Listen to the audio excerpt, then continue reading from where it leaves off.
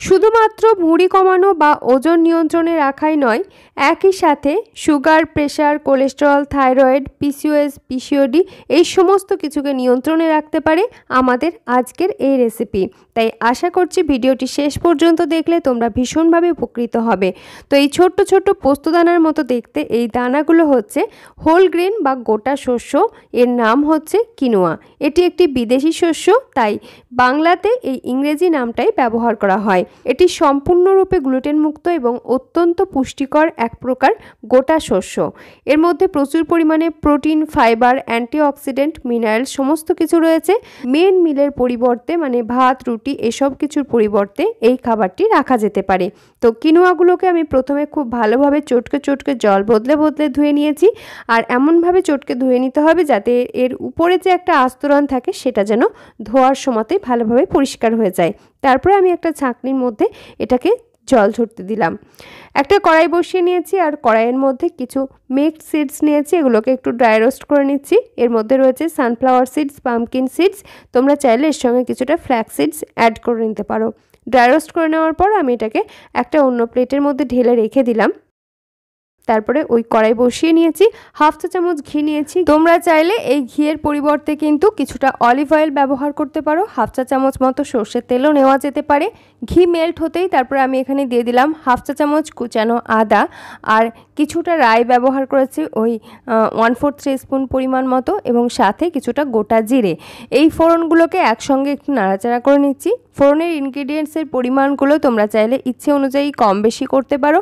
যখন ফোড়ন থেকে সুন্দর একটা ফ্লেভার বেরোচ্ছে সেই সময় আমি দিয়ে দিলাম এখানে চেরা কাঁচা লঙ্কা। আর এই কাঁচা লঙ্কার পরিমাণটা অবশ্যই বাড়ানো যেতে পারে, আর যদি বাচ্চারা খায় সেক্ষেত্রে কাঁচা লঙ্কাটা বাদ দিতেও পারো। তারপরে আমি এখানে কিছু সবজি অ্যাড করে নিলাম, যার মধ্যে রয়েছে ছোট্ট ছোট্ট টুকরো করে কাটা গাজর এবং ক্যাপসিকাম।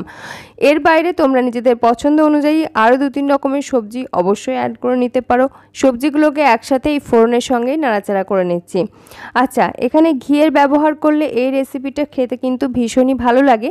সেজন্য আমি এখানে 1/4 টিস্পুন বা হাফ চা চামচের পরিমাণ ঘি ব্যবহার করেছি। অবশ্যই কিন্তু তোমরা চেষ্টা করবে ঘি ব্যবহার করতে, দেখবে টেস্টটা কিন্তু অনেকটাই ভালো লাগবে। তারপরে দিয়ে দিলাম স্বাদ মতো লবণ এবং 1 চিমটির মতো এখানে হিঙের ব্যবহার করেছি। যেহেতু পেঁয়াজ রসুনের ব্যবহার একদমই করিনি, তাই হিংটা দিলে কিন্তু টেস্টটা ভালো লাগে। আর হিং কিন্তু ডাইজেশনেও ভীষণ সাহায্য করে। তো সমস্ত কিছু একসাথে করে কয়েক সেকেন্ডের জন্য নাড়াচাড়া করে নিচ্ছি। যখন দেখা যাবে সবজির মধ্যে থাকা জলীয় ভাবটা অনেকটা শুকনো শুকনো মতো হয়েছে এবং বেশ ভালো একটা গন্ধ পাওয়া যাচ্ছে, সেই সময় আমি এখানে অ্যাড করে দিচ্ছি আগের থেকে ধুয়ে জল ঝরিয়ে রাখা কিনোয়াগুলো। আর কিনোয়া কালারটা দেখে বুঝতেই পারছো, প্রথমে কিন্তু একটু কালচে বর্ণের ছিল আর এখন কিন্তু এটা বেশ একটু সাদাটে ধরনের হয়ে গেছে। তার মানে কিনোয়াটা কিন্তু খুব ভালো পরিষ্কার করে ধোয়া হয়েছে। তো এই কিনোয়াটাকেও আমি কয়েক সেকেন্ডের জন্য নাড়াচাড়া করে নিচ্ছি। বন্ধুরা, দেখছো সিম্পল কুইজিন বাংলা, আমি আলেয়া। আমাদের চ্যানেল সিম্পল কুইজিন বাংলায় তোমাদের সবাইকে জানাই অনেক অনেক স্বাগত।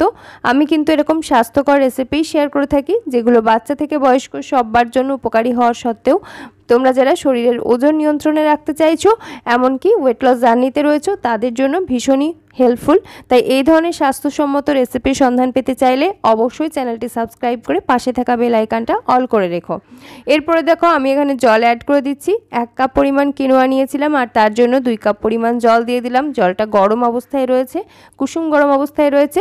সাথে দিয়ে দিলাম কিছুটা গরম মশলার গুঁড়ো এবং কিছুটা হচ্ছে গোলমরিচের গুঁড়ো। এগুলো অবশ্যই নিজের নিজের টেস্ট এবং ফ্লেভার অনুযায়ী অ্যাড করে নেবে। তারপরে একসাথে করে মিশিয়ে নিচ্ছি। এই রেসিপিতে আমি কোনো রকম হলুদের ব্যবহার করিনি, তবে তোমরা যদি পছন্দ করো 1 চিমটের মতো হলুদ দিতে পারো। তারপরে একসাথে সমস্ত কিছু ভালো করে মিশিয়ে নেওয়ার পর আমি এটাকে ঢাকনা বন্ধ করে আঁচ মাঝারিতে রেখে সিদ্ধ হতে দেব। কিনোয়া সিদ্ধ হতে মোটামুটি 20 থেকে 25 মিনিট মতো সময় লাগে, তাই 20-25 মিনিট মতো সময় কিন্তু দিতে হবে সিদ্ধ হওয়ার জন্য। চাইলে তোমরা এখানে প্রেসার কুকারেরও ব্যবহার করতে পারো। প্রেসার কুকারে 1 থেকে 2টো হুইসেল দিলেই কিন্তু কিনোয়া সুন্দরভাবে সিদ্ধ হয়ে যায়। তো দেখো, এটা কিন্তু আমাদের জলটা অনেকটা শুকনো শুকনো মতো হয়ে গেছে আর দেখে বোঝা যাচ্ছে কিনোয়া কিন্তু মোটামুটি সিদ্ধ হয়ে এসছে বা এটা যখন আমরা হাত দিয়ে চেপে দেখব তখনই বুঝতে পারবো কতটা সিদ্ধ হয়েছে।